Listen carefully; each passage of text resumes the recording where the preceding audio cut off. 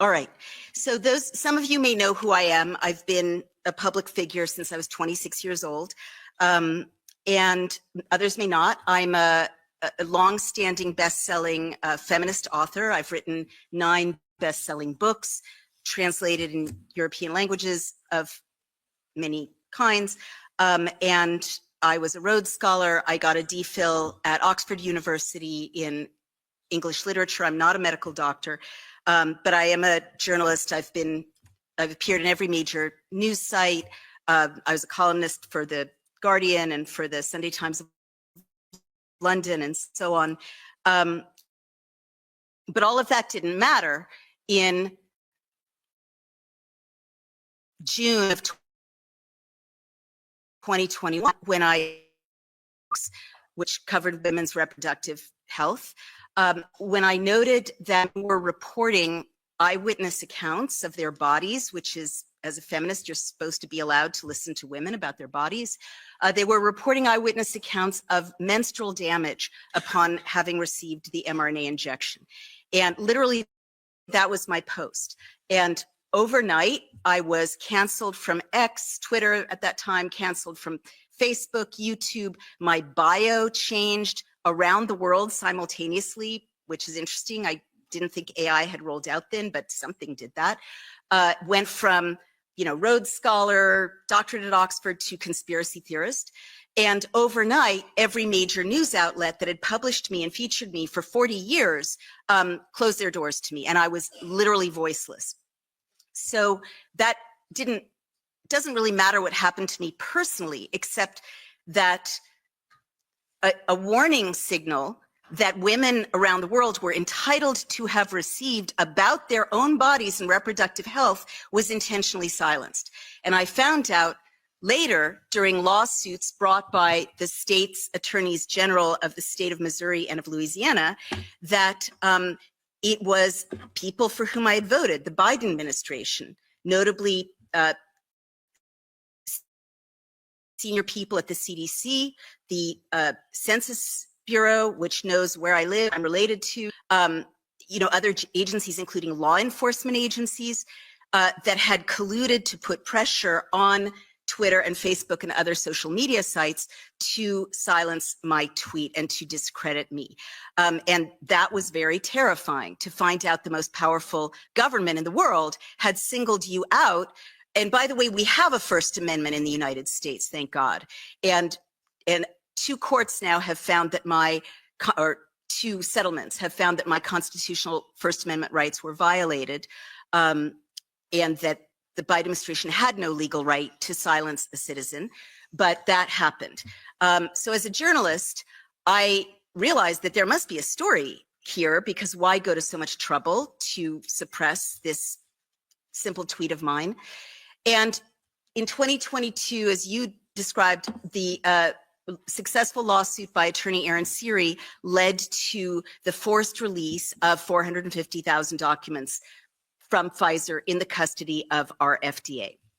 Now, I was only being hosted at that time by Steve Bannon, the far right-wing commentator. Another example of, I don't agree with Bannon on a lot of issues. I'm still a liberal, but he cared about what was happening to women and children. So I was talking on his show about these issues, and he said, these documents will be lost to history. Of course, you're going to convene a group of experts to go through them. And I said on the air, of course I am, not having any experience in doing that. But miraculously, 3,500 doctors and scientists did convene and worked for 2.5 years pro bono in service of humanity, but also out of love for science and medicine, to read through these massive documents, technical documents, and to issue what are now 105 reports. 50 of them are in that book, if you would kindly hold it up at some point. And we published them in real time. Now, before I tell you what's in the Pfizer documents, I just want to note that it's been 2.5 years since we began publishing these reports, and we have not received a lawyer's letter from Pfizer. So what is reported is accurate. No one from Pfizer is telling us to cease and desist. It's accurate. And also, it's not my opinion. I just want to stress that. I'm not the author of this book. I'm an editor of it. Amy Kelly is the leader of the effort, my COO. But what's in this book are reports that link directly to the primary documents. So if you have any doubt about any conclusion in any of these reports, you can link, you can check the Pfizer documents and see for yourself what that primary document looks like. All right, so what's in the Pfizer documents? First of all, and I think this is very important for you as MEPs, Pfizer knew a month into the rollout into the public of this injection, so November of 2020, that this vaccine did not work to stop COVID. And I want you to process that and absorb that. It means that everything that followed, the mandates, the lost jobs, the businesses that had to close, the children not allowed to go back to school or university if they didn't take the shot, right? The armed forces compelled to take the shot, the pilots compelled. All of that that followed, the two-tier society, the suppression of liberties, was predicated on a lie. It didn't stop COVID, concluded Pfizer. The efficacy and vaccine failure. And the most common side effect of getting vaccinated is COVID. So everything that followed was a lie. Second, they knew that the injection did not stay in your deltoid. I'm sure that Europeans, probably through the EMA, the European Medicines Agency, like our FDA, or other public health entities, told people here, if you have side effects, it's likely to be chills, fever, a little fatigue. You may need to lie down. No, Pfizer knew that and they said that the materials stay in the injection site. They knew that was a lie. In fact, in the Pfizer documents, there are charts showing that the materials, the spike protein, the mRNA, the lipid nanoparticles, which is a petroleum byproduct, rather polyethylene glycol, a petroleum byproduct surrounding lipid nanoparticles, and industrial fat, they didn't stay in the deltoid. They biodistribute within 48 hours, and they leave the injection site and biodistribute to major organs throughout the body. They cross the blood-brain barrier. You may have noticed personality changes in some of your loved ones who took this injection, but they also accumulate in the liver, the adrenals, the spleen, the lymphatic system, and if you're a woman, they accumulate in your ovaries. And so this is an industrial fat accumulating in women's ovaries, right? So the first injection accumulates in your ovaries. The second injection, more accumulates in your ovaries. Our experts could not find any mechanism whereby this material left the body, male or female. So by the first booster, people are already reporting when they do surgery on vaccinated women that they're fully blocked ovaries, okay, as well as other kinds of damage. Pfizer knew that. Pfizer knew that they had to hire 2,400 full-time staff in order to process the reports of serious adverse events they were already starting to receive.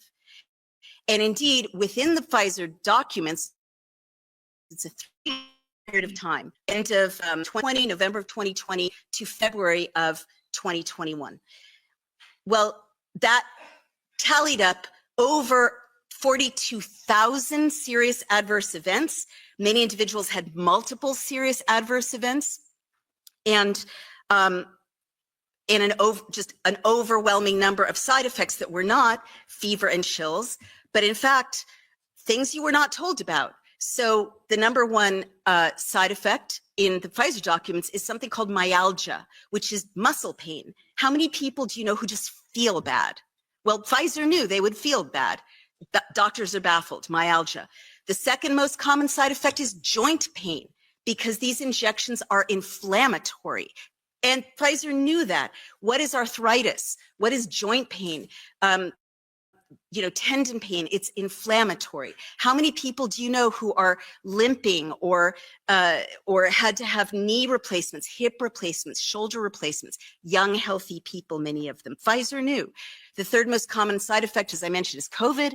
But after that, there is a catastrophic industrial scale tallying of horrifically serious side effects, notably heart damage, myocarditis, pericarditis, problems with the aortas, a great deal of blood damage, thrombotic thrombocytopenia, blood clots, lung clots, leg clots. These lipid nanoparticles create clotting in the body. Everyone knew that about lipid nanoparticles before this mRNA who worked with them. Florid neurological events. Our experts found that the lipid nanoparticles strip the myelin sheath from nerves, which is how electricity is conducted in a nerve impulse. So, of course, you're getting tremors. How many people do you know who now have tremors? You're getting Guillain-Barré. You're getting dementias, epilepsy-type seizures, horrific neurological events. And also autoimmune disorders of all kinds, lupus type disorders, because now we know these injections damage the immune system. Also things that would surprise you, a huge amount of eye damage, blindness, eye damage of all kinds. And in addition to all of these side effects, miscarriages, I'll get into the reproductive damage, 1,200 deaths in 3 months. And these are not statistically random people who happen to have died. They were old, they had prior conditions. 1,200 deaths that doctors let Pfizer or the authorities know needed to be recorded because there was some causality they were concerned about. Other smoking guns, you call this the smoking gun. 2 of our reports show, in my view, causality. Half of the liver and the stroke serious adverse events took place 48 hours after the injection, including deaths. Pfizer knew this. Okay. Pfizer knew by April of 2021 that minors were being injured by this vaccine, specifically myocarditis and pericarditis, heart damage. Never before have we had healthy young people dropping dead on planes. But what Pfizer knew was that 35 minors had sustained heart damage. Indeed, one of the most scandalous things that our work has surfaced is that the FDA knew, the CDC knew, Dr. Walensky knew by April of 2021. The Israeli Ministry of Health was trying to tell the CDC and the Biden administration that minors were having their hearts damaged. And instead of, we did a Freedom of Information Act request to for the Biden records at that time, mentioning myocarditis. And we found that there was active conversation, including to POTUS, right, surfacing all the way up potentially to the White House, 15 White House staffers, Dr. Walensky, Dr. Fauci, the head of HHS, all on these communications where they were talking about myocarditis in minors following the shot. But instead of saying, we have to pull this, we have to tell the parents of America, and by extension the world, that they must save their children and young adults from this risk, they were deciding how to spin a cover-up, and they issued a 17-page document that even after the FOIA is completely redacted, which was a script that they used to spend the next 3 months of summer telling parents to get their minors injected. And indeed a big influencer TikTok campaign encouraging young adults and minors to get injected. And they knew that kids would sustain what is often deadly heart damage from these injections. They knew. And in fact, Senator Ron Johnson, now under this administration, is using our work to unredact those documents and to shine a light on that cover-up. He had hearings about it. Pfizer knew all of these things, but all these side effects, all this damage isn't the most shocking, surprising thing in the Pfizer documents. And I'll tell you what is. You know, COVID is a respiratory infection. So you would expect a lot of information in Pfizer documents about lungs, about oxygen levels, about mucous membranes. No, there's almost nothing about respiratory issues in the Pfizer documents. What there is a 360-degree obsessive focus on ruining human reproduction. Sperm, ruining fallopian tubes, ruining ova, ruining placentas, ruining fetuses in utero, ruining the birth process, ruining lactation. That's what they were studying. That's what they were focused on. Why is that? Why did they take male and female rats, male vaccinated, female unvaccinated, mate them, sacrifice the rats, and examine the cells of their sex organs for a respiratory infection? Why is that?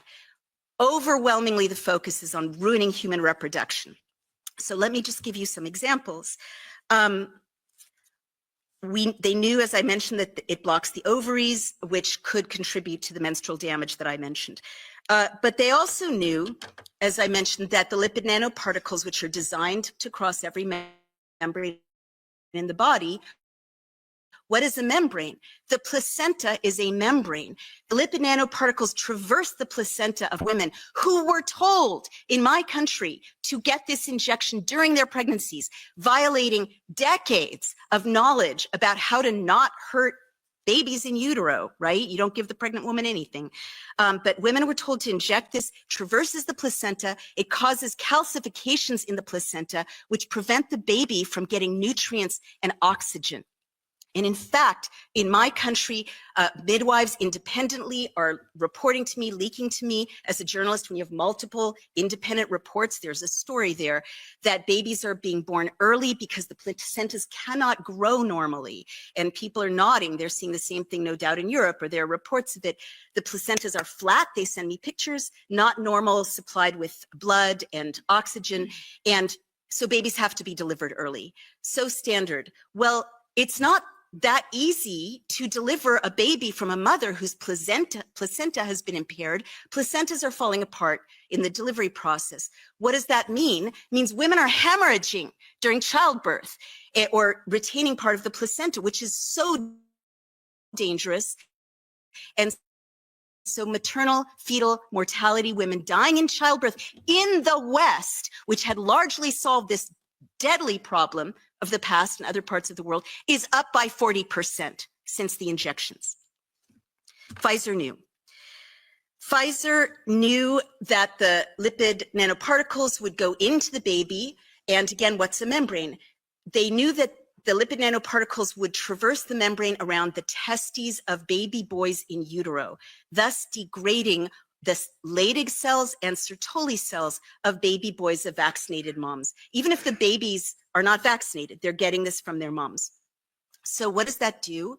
Sertoli cells and Leydig cells are the factories of masculinity. Hormones, they switch on the hormones of masculinity at adolescence, triggering what we think of as a traditional adult male development, deep voices, broad shoulders, body hair, facial hair, and as an adult, the ability to father a child successfully. Well, we don't even know if these baby boys in utero at adolescence will grow into normal fertile adult males, even if they're never vaccinated with this mRNA injection. But Pfizer knew they were damaging the testes of baby boys in utero. They knew they were damaging sperm. An andrology report confirmed that the injection killed and motility of sperm in men. And to this day, and this is a job for you all, I believe, to this day, there's something Pfizer knows about dangers to women in vaccinated men's sperm that they're not disclosing. In the Pfizer documents, there's a warning to men who are subjects of the study not to have intercourse if they were vaccinated with unvaccinated women of childbearing age, and if they did, to use 2 reliable forms of contraception. 2, Pfizer defines exposure to the vaccine as including, right, shedding is supposed to be a conspiracy theory, as including skin contact, breath, and body fluids, such as semen. And to this day, we don't know what that is, right? We know that women anecdotally are having horrible cramps, real problems with when they have intercourse with vaccinated husbands. We don't know why Pfizer said don't do that. I can tell you one hypothetical a little further on. They told women in the study not to get pregnant. Nonetheless, 270 women got pregnant in the study, vaccinated women. Now, 234 of them, the records of what happened to that pregnancy were lost, which is illegal. Pfizer is supposed to follow them through pregnancy. However, of the 36 women who gave birth, over 80% of them lost their babies. Over 80%. Pfizer knew that. One of the most chilling things in the Pfizer papers is something called a pregnancy and lactation report. And I'm feeling like the heaviness in the room, and I empathize. You know, this is very dark news, but I also want to say there's a lot that can be done, and you all are in a beautiful position to do it. So please bear with me for the rest of this darkness, because, you know, this is very serious, but there are ways to engage with this information after you have it constructively. The pregnancy and lactation report is an 8-page document that was prepared specifically for the White House and given to Dr. Walensky, to the FDA, to the White House in April of 2021. It had charts, very scientific, neutral, careful chart. Even superficial students of history, you know why I stress that. These careful charts show horrific damage to women and babies in the pregnancy and lactation report. There is a chart showing menstrual damage to tens of thousands of women, 15,000 women bleeding every day after being injected, 10,000 women having 2 periods a month, 7,500 women having no periods at all, meaning they're totally infertile, 10-year-old girls bleeding upon being injected, 85-year-old women bleeding upon being injected, women hemorrhaging, women passing clots, you know, lives ruined, and certainly fertility ruined. All of it documented meticulously by Pfizer in the pregnancy and lactation report, which went to the White House and to Dr. Rochelle Walensky and the FDA. I'm quite sure if you investigate, you will find comparable charts that went to your leaders across Europe, because they were all on the same page. But I'm getting ahead of my story. Also in the pregnancy and lactation report is a chart showing that they experimented on babies and they knew it, and they experimented on at least 3 babies to death, okay? This showed that babies who were nursing from vaccinated moms, these ones had vomiting, and these ones had edema, which is swollen tissues, and these ones had fever, and these ones had failure to thrive. They couldn't gain weight. These ones were inconsolable. I can never get that out of my head. One poor baby went into convulsions after nursing from a vaccinated mom, and then was rushed to the ER and died after multi-organ system failure. Her whole system shut down. What did they know? What is breast milk made of? I learned this in this process. It's made of out of the building blocks of lymph and blood.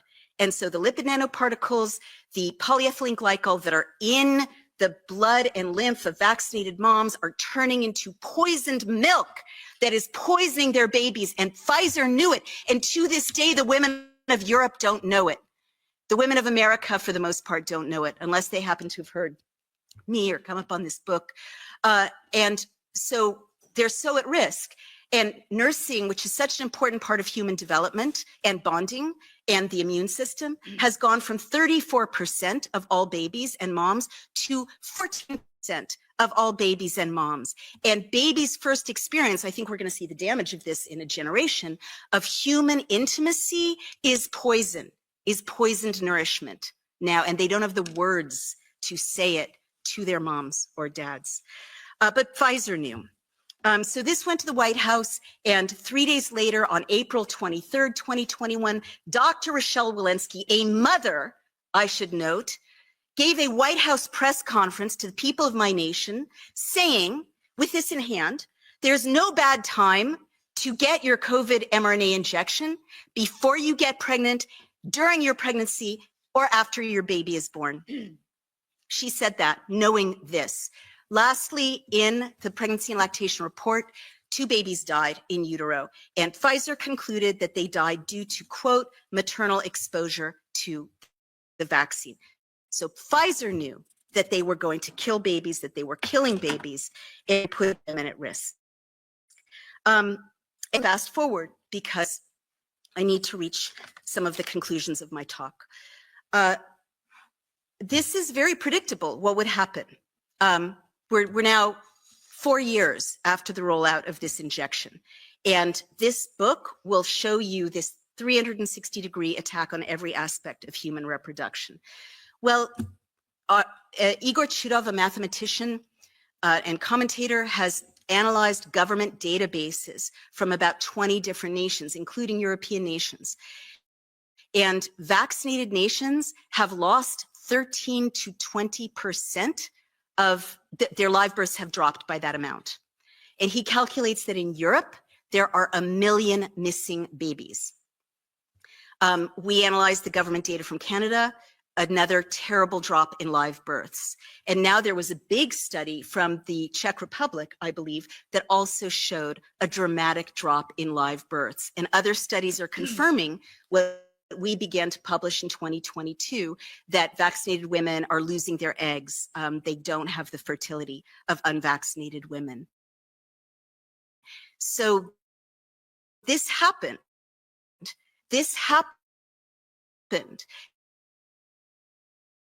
And in spite of every effort, people who tried comprehensive suppression of this could have saved so many lives. I was just in Iceland. They are not at replacement levels for their own population. They now have 1.5 live births for every couple of 2 Icelanders.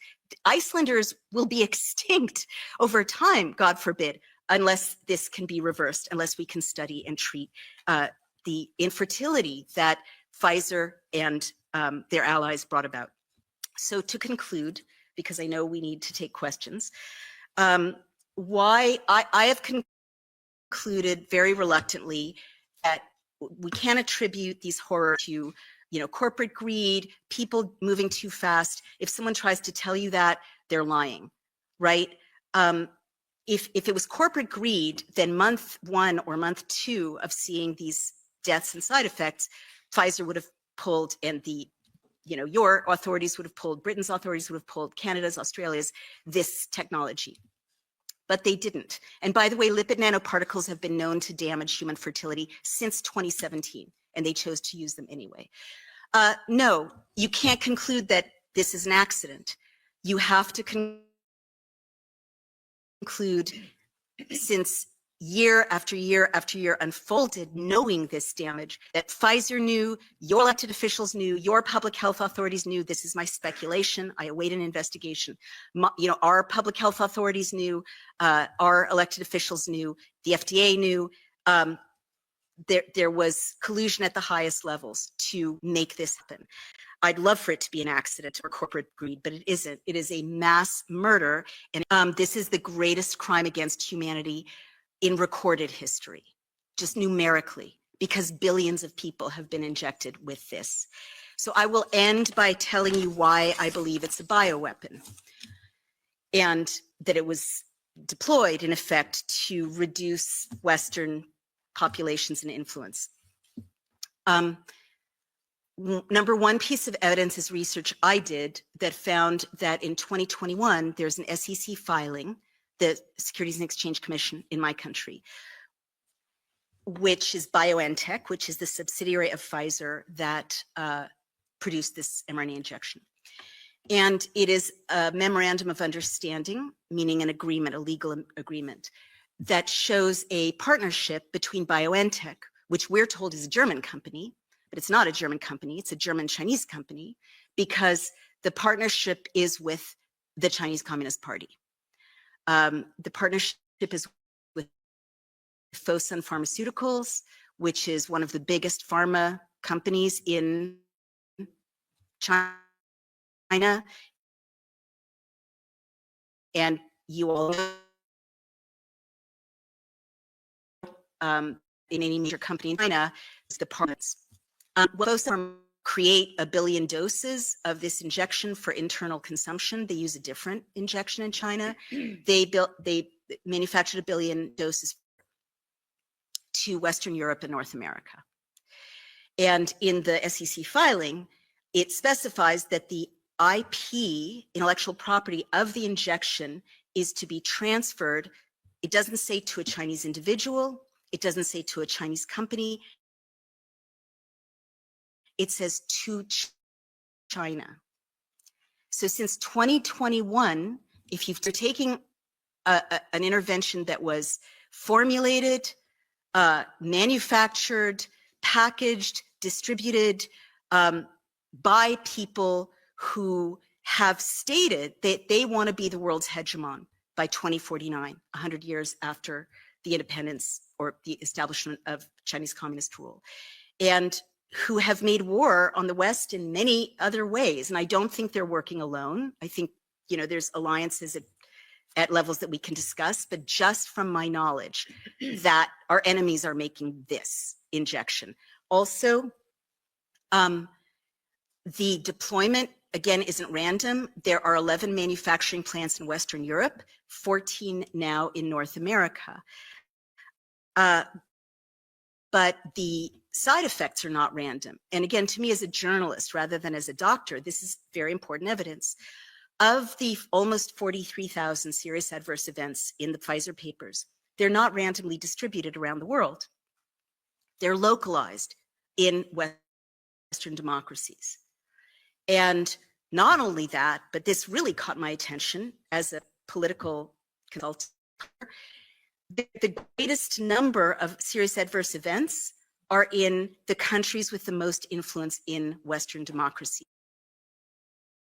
So over 42,000 in the United States, and then after tranches of serious adverse events in European countries in descent of political importance and population importance. So Germany, France, Britain, Italy, Spain, Greece, in that order.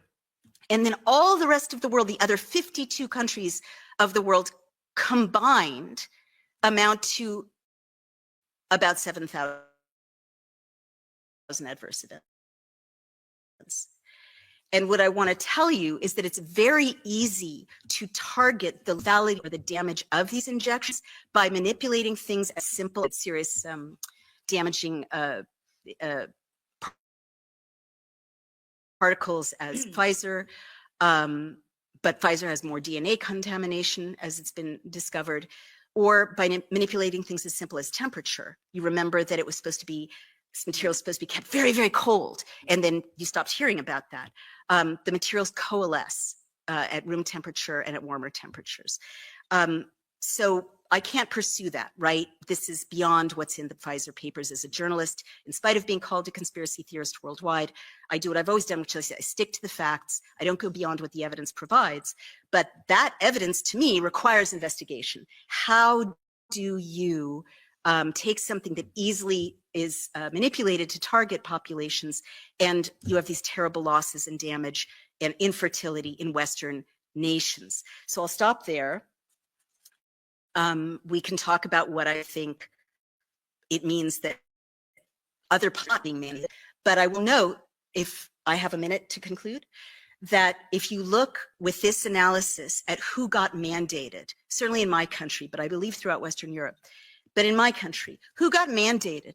It was people, and you have a right to subpoena them, you have a right to see them, so what's preventing Europeans from seeing what's in those texts? Let me answer that. That would be our despicable Ursula von der Leyen, who is corrupt to the very core of her being. She simply refuses to give out those texts. She has been admonished by so many authorities, whether it was the ombudswoman or whoever it was, Parliament. Now there's even a court ruling telling her that she was in violation of the EU treaties by refusing to share those texts.